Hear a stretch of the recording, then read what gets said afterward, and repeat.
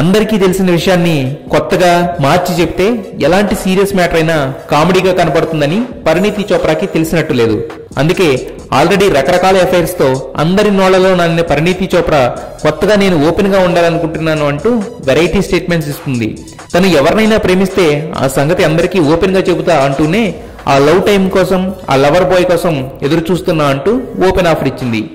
డిష్యూమ్ sets లో young hero Varun Dhawan తో అమ్మడి చేసిన హంగామా చూసిన వాళ్ళు, అతనితో పరిణీతి పండించిన కెమిస్ట్రీ చూసిన వాళ్ళు ఆ ఓపెన్ ఆఫర్ వరుణ్ కోసమే అంటున్నారు. అయితే అసలు ఇప్పటి వరకు లవ్ లో పడలేదు అని పరిణీతి చెప్పడమే అందరికీ నవ్వు తెప్పిస్తుంది.